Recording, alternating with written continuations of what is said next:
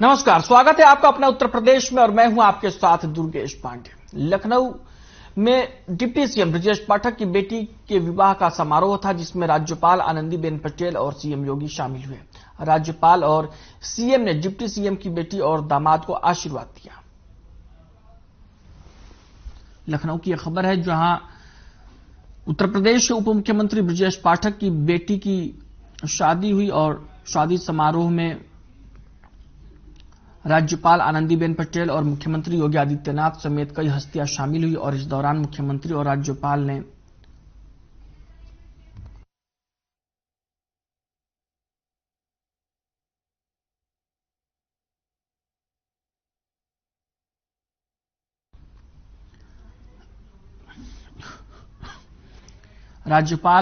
आनंदीबेन पटेल और मुख्यमंत्री योगी आदित्यनाथ ने डिप्टी सीएम ब्रजेश पाठक की बेटी और दामाद को आशीर्वाद दिया और तमाम और भी हस्तियां राजनीतिक क्षेत्र से जुड़ी हुई शादी समारोह में शामिल हुई और इस दौरान उन्होंने भी बेटी और दामाद को अपना आशीर्वाद दिया।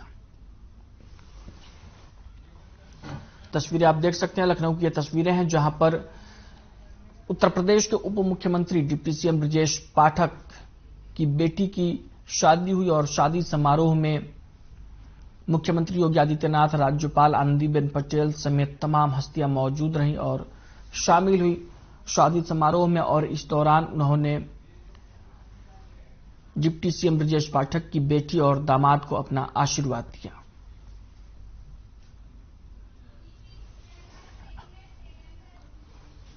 बात करेंगे इस वक्त की बड़ी खबर की। इस वक्त की बड़ी खबर लखनऊ से आ रही है। युवक ने युवती पर किया चाकू से हमला, बहनोई की बहन को ही चाकू से गोदा, घायल को ट्रामा सेंटर में पहुंचाया गया। युवक करना चाहता था युवती से शादी, मना करने पर युवक ने किया हमला।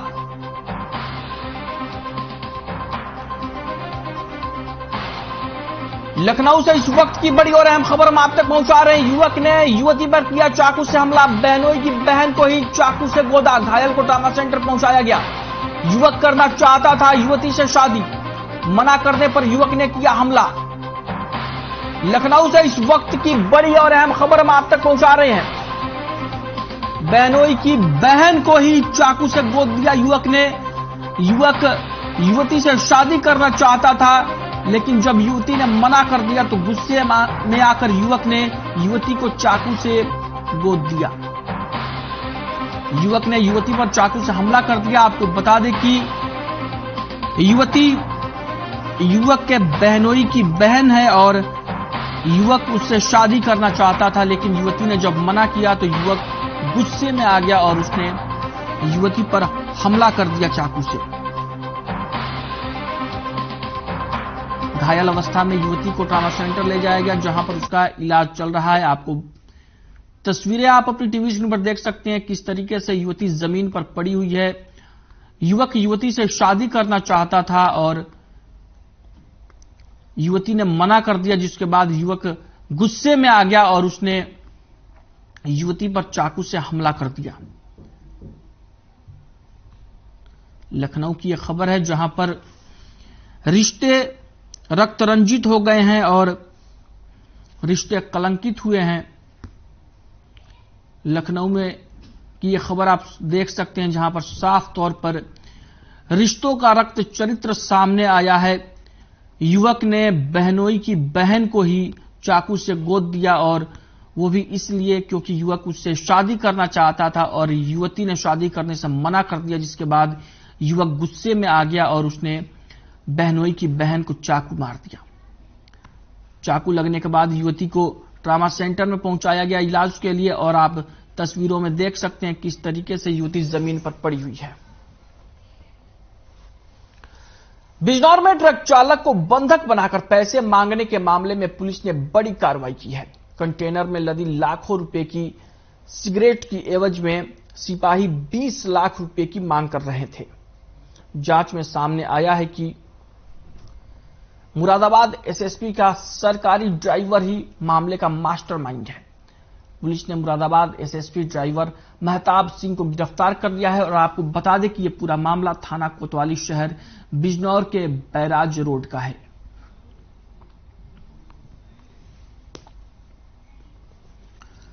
बिजनौर का यह पूरा मामला है, जहां पर ट्रक चालक से लूट के मामले का खुलासा हुआ है। आपको बता दें कि पुलिसकर्मी ट्रक चालक से रुपए मांग रहे थे और इसका पूरा मास्टरमाइंड, पूरे कांड का मास्टरमाइंड एसएसपी का ड्राइवर है।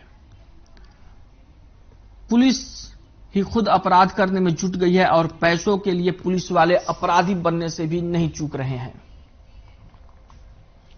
बात करेंगे इस वक्त की बड़ी खबर की। इस वक्त की बड़ी खबर लखनऊ से आ रही है। आग लगने का सिलसिला जारी। राजधानी के ओलंपिया जिम में लगी आग। आग लगने से स्थानीय लोगों में हलचल। फायर ब्रिगेड को दी गई आग लगने की सूचना पाकर मौके पर पहुंची फायर ब्रिगेड। कई लोगों का दमकल कर्मियों ने किया रेस्क्यू। आग की चपेट में आने से युवक झुलसा।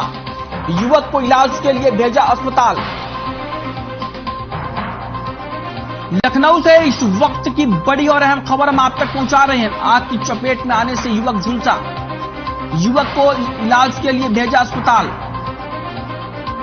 आग लगने का सिलसिला जारी। लखनऊ से इस वक्त की बड़ी और अहम खबर हम आप तक पहुंचा रहे हैं। राजधानी लखनऊ में ओलंपिया जिम में आग लग गई, जहां पर आग लगने से हड़कंप मच गया। आपको बता दें कि आग लगने का सिलसिला राजधानी लखनऊ के तमाम इमारतों में आग लगने का सिलसिला जारी है और आग लगने से स्थानीय लोगों में हलचल मच गई, हड़कंप मच गया। आपको बता दें कि वहीं आग की चपेट में आने से एक युवक झुलस गया। राजधानी लखनऊ की तस्वीरें आप अपनी टीवी स्क्रीन पर देख सकते हैं, किस तरीके से आग लग गई है जिम में और उसके बाद सड़क पर हलचल है। तमाम लोगों में अफरा तफरी मची हुई है और फायर ब्रिगेड की गाड़ियां भी मौके पर दिखाई दे रही हैं और आप देख सकते हैं कि इस तरीके से आग की लपटें धू धू कर निकल रही हैं। जिम में आग लग गई, ओलंपिया जिम में, और आग लगने से स्थानीय लोगों में हलचल मच गया। देख सकते हैं कि इस तरीके से अफरा तफरी का माहौल है और आग की लपटें किस तरीके से जिम से निकल रही हैं।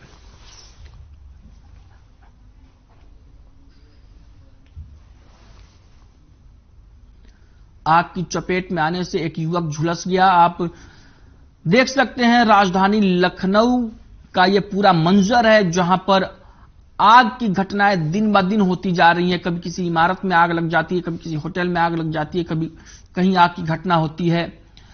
तमाम प्रशासनिक उपायों, सरकार की सख्ती के बावजूद भी इस तरीके की घटनाओं पर रोक नहीं लग रही है।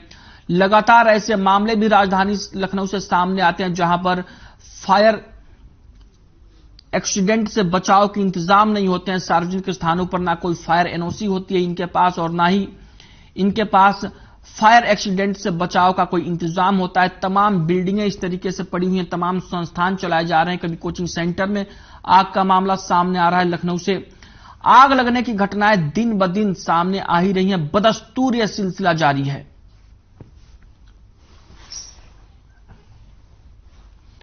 वही खबर सीतापुर से है, जहां यातायात पुलिस एक्शन मोड में है, जहां वाहन चालकों को गुलाब का फूल देकर हेलमेट और सीट बेल्ट लगाने के लिए जागरूक किया जा रहा है। आपको बता दें कि सीतापुर में यातायात पुलिस के साथ मिलकर सेक्रेड हार्ट डिग्री कॉलेज, राष्ट्रीय सेवा योजना, रोड सेफ्टी क्लब की तरफ से जो लोग बिना हेलमेट के बाइक चला रहे थे और बिना सीट बेल्ट लगाए कार चला रहे थे, उनको रोककर गुलाब का फूल देकर जागरूक किया गया।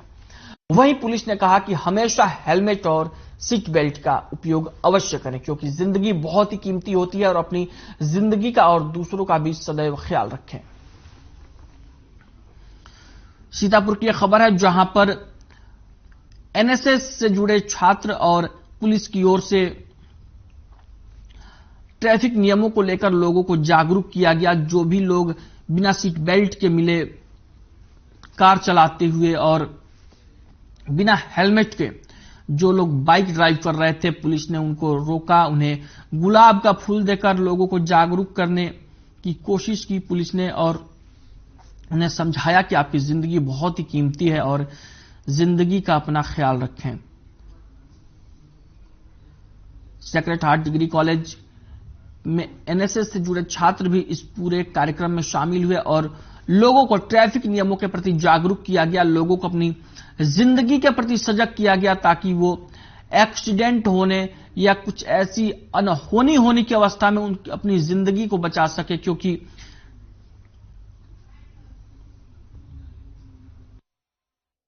आज देखिए, हमने स्कूली बच्चों के साथ मिल करके एक यातायात जागरूकता कार्यक्रम किया यहाँ पर। जो बिना हेलमेट के लोग चल रहे हैं उनको ये बच्चे जागरूक भी कर रहे हैं और उनको फ्लावर दे रहे हैं कि उनकी जो जीवन है वो बहुत ही अमूल्य है, तो उसकी सुरक्षा करें और यातायात नियमों का पालन करें। थाट डिग्री कॉलेज की एनएसएस यूनिट, राष्ट्रीय सेवा योजना की यूनिट आज लालबाग चौराहे पर सीतापुर के लोगों को जागरूक करने के उद्देश्य से आई हुई है। जो बिना हेलमेट लगाए या बिना सीट बेल्ट लगाए सफर करते हैं उनको जागरूक करने के मकसद से हम आए हैं और we are requesting to them with the help of ARTO sir and TI sir and their team कि आप प्लीज गुलाब का फूल देके हम उनसे रिक्वेस्ट करते हैं कि नेक्स्ट टाइम प्लीज ऐसा मत करिए।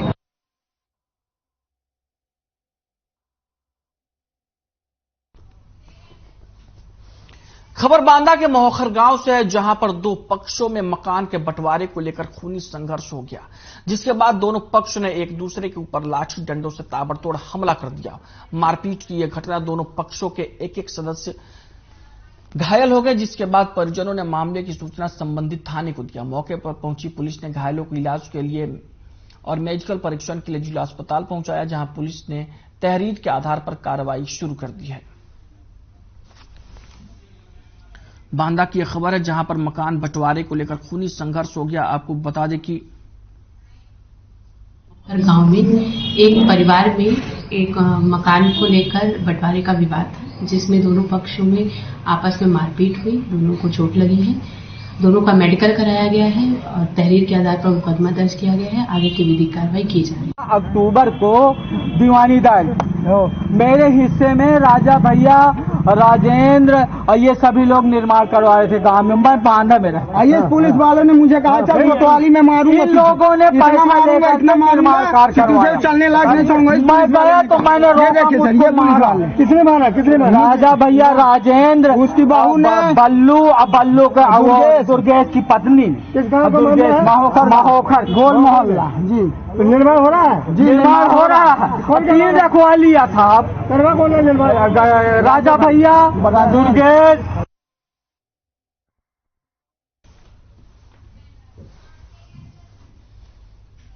वहीं बिजनौर में राष्ट्रीय लोकदल के कई कार्यकर्ता सड़कों पर उतरकर कलेक्ट्रेट पहुंचे। RLD कार्यकर्ताओं ने गन्ने के उचित दाम, बकाया गन्ने का भुगतान, आवारा पशुओं से निजात को लेकर ज्ञापन सौंपा। कार्यकर्ताओं ने यह ज्ञापन जिला प्रशासन को CM योगी के नाम सौंपा।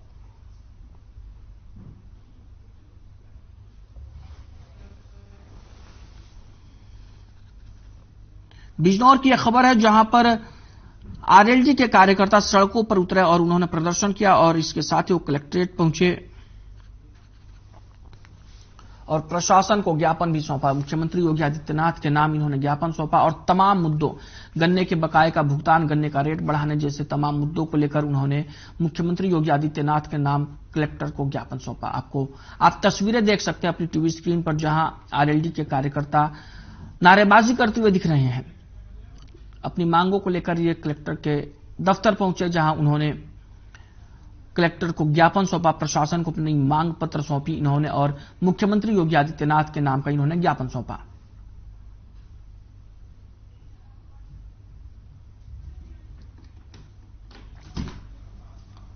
RLD कार्यकर्ता बिजनौर जिले में कलेक्ट्रेट पहुंचे और वहां पर उन्होंने अपनी तमाम मांगों को लेकर, किसानों से जुड़ी समस्याओं को लेकर, गन्ने मूल्य के भुगतान की मांग को लेकर, गन्ने का रेट बढ़ाए जाने की मांग को लेकर उन्होंने ज्ञापन सौंपा, प्रदर्शन किया और कलेक्टर को मुख्यमंत्री के नाम का ज्ञापन उन्होंने सौंपा।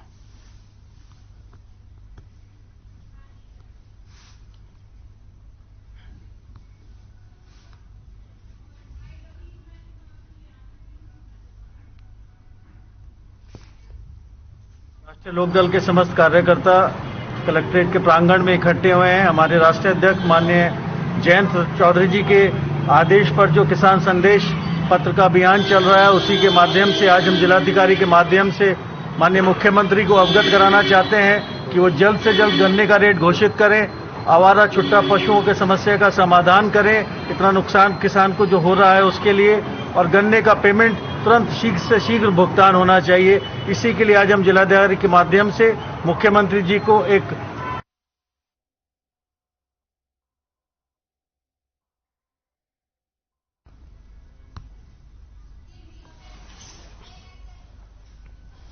वहीं खबर बिजनौर से है, जहां पर बिजनौर रोड स्थित रेलवे क्रॉसिंग से लेकर कराल तिराहे तक सड़क गड्ढों में तब्दील हो गई है, जहां से आने जाने वाले लोगों को भारी परेशानी का सामना करना पड़ता है। सड़क को शीघ्र बनवाने को लेकर चांदपुर विधानसभा के लोकप्रिय विधायक स्वामी ओमवेश ने नगर के रेलवे फाटक से कराल तिराहे तक टूटी पड़ी सड़क को बनवाने के लिए चांदपुर एसडीएम को ज्ञापन सौंपा और जल्दी सड़क निर्माण करवाने की मांग की। सड़क पूरी तरीके से गड्ढों में तब्दील हो गई है, आने जाने वाले वाहनों को भारी परेशानी का सामना करना पड़ रहा है।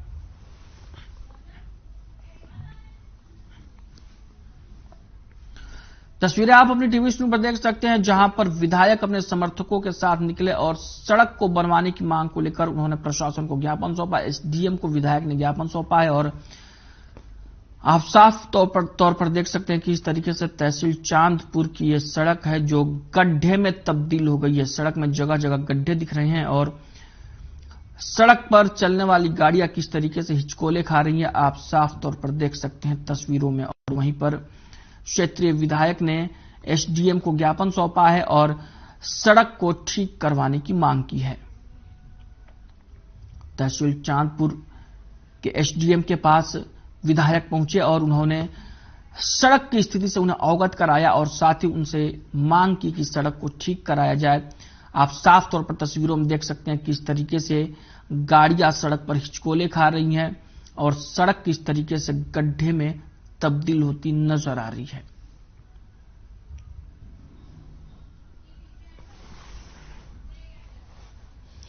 कन्नौज में आरटीओ विभाग ने चेकिंग अभियान शुरू किया है। सड़क सुरक्षा सप्ताह के तहत एआरटीओ ने बड़े वाहन रोके। इस दौरान अचानक चेकिंग देखकर वाहन चालकों ने रास्ते बदले।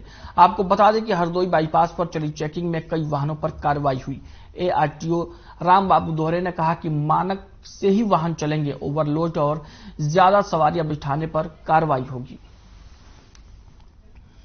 आरटीओ ने कन्नौज में चेकिंग अभियान शुरू किया है। आपको बता दें कि चेकिंग को देखकर तमाम वाहन चालकों ने अपने रास्ते बदल लिए और वहीं आरटीओ ऑफिस का कहना है कि वही वाहन चलने दिया जाएगा सुचारू रूप से जो ट्रैफिक नियमों का पालन करेंगे। और ये आपको बता दें कि ये पूरा अभियान सड़क सुरक्षा जागरूकता माह के अंतर्गत चलाया जा रहा है और लोगों को सड़क सुरक्षा के प्रति जागरूक भी किया जा रहा है। चेकिंग देखकर वाहन चालकों ने अपने रास्ते बदल लिए, वाहनों पर कार्रवाई की गई। आप साफ तौर पर देख सकते हैं कि इस तरीके से प्रशासनिक अमला सड़क पर खड़ा है और वाहनों की चेकिंग की जा रही है।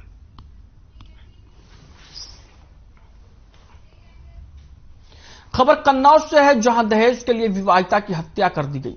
वहीं परिजनों ने आरोप लगाते हुए कहा कि दहेज को लेकर पति और ससुराल वाले कार की मांग कर रहे थे और मांगे पूरी ना होने पर ससुराल वालों ने हत्या कर दी। वहीं मामले की सूचना मिलते ही मौके पर पहुंची पुलिस ने आरोपी के खिलाफ मामला दर्ज कर लिया और जांच में जुट गई है। कन्नौज की यह खबर है, जहां पर नवविवाहिता की हत्या का मामला सामने आया है। ससुराल वाले लड़का क्या क्या मांग थी भैया?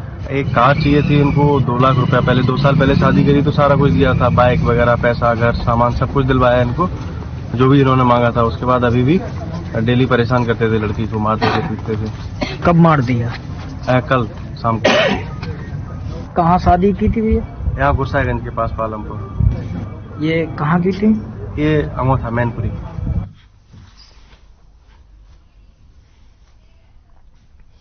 वहीं कुशीनगर के हरका स्थित निर्माणाधीन मेडिकल कॉलेज के निरीक्षण के क्रम में जिलाधिकारी ने हर ब्लॉक का निरीक्षण किया।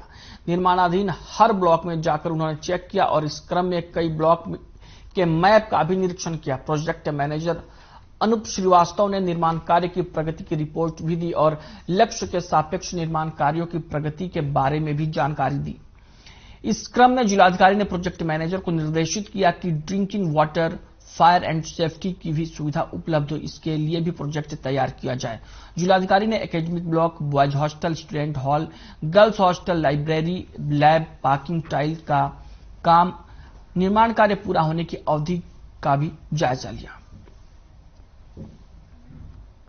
तस्वीरें कुशीनगर की है, जहां पर मेडिकल कॉलेज का निर्माण हो रहा है और आपको बता दें कि जिलाधिकारी ने मौके पर पहुंचकर निर्माण कार्य का जायजा लिया और पूरा निरीक्षण किया किस तरीके से काम हो रहा है और कार्य की प्रगति कहां तक पहुंची है। और इस दौरान उन्होंने मेडिकल कॉलेज के तमाम ब्लॉकों का भी निरीक्षण किया और इस दौरान जो प्रोजेक्ट मैनेजर हैं उन्होंने मेडिकल कॉलेज के निर्माण से संबंधित तमाम जानकारियां जिलाधिकारी को दी और इस दौरान जिलाधिकारी ने तमाम दिशा निर्देश भी प्रोजेक्ट मैनेजर को दिए और इसके साथ ही उन्होंने कहा कि मेडिकल कॉलेज के निर्माण में सेफ्टी नॉर्म्स का खासा ख्याल रखा जाए और उन्होंने ये भी कहा कि drinking water, fire and safety सारे इंतजाम ठीक से हों और इसके लिए प्रोजेक्ट में इनको खास तवज्जो दी जाए।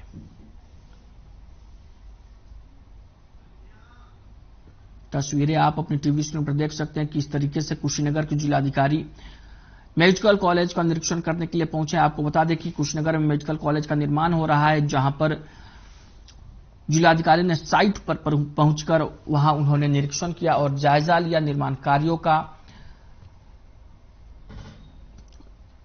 इस दौरान उन्होंने तमाम जानकारियां निर्माण कार्य से जुड़ी हुई ली, जैसे अस्पताल के जो तमाम ब्लॉक हैं, boys hostel, girls hostel, lab,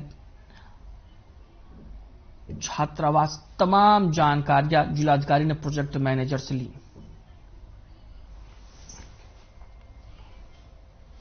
हज 2023 की गाइडलाइन और ऑनलाइन आवेदन फॉर्म में अत्यधिक विलंब पर अनीस मंसूरी ने प्रधानमंत्री को पत्र लिखा है। पसमानदा मुस्लिम समाज के राष्ट्रीय अध्यक्ष पूर्व मंत्री अनीस मंसूरी ने कहा कि मुसलमानों की कुल आबादी का 85% पसमानदा मुसलमान है।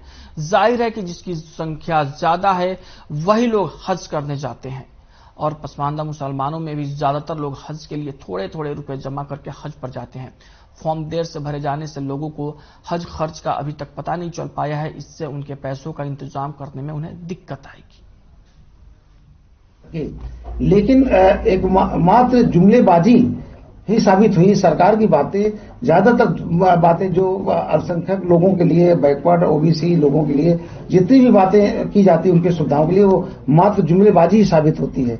इसलिए मुझे थोड़ा सा ये लगता है कहीं ऐसा ना हो कि ये हज यात्री बेचारे कुछ लोग परेशान होकर के अपनी यात्रा भी ना कर पाए और वो जाने से मना कर दें।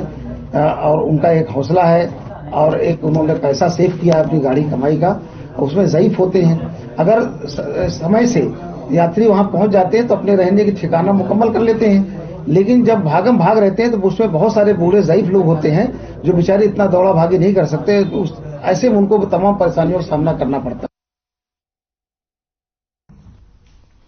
बुलेटिन में फिलहाल के लिए इतना ही। मुझे दीजिए इजाजत। नमस्कार।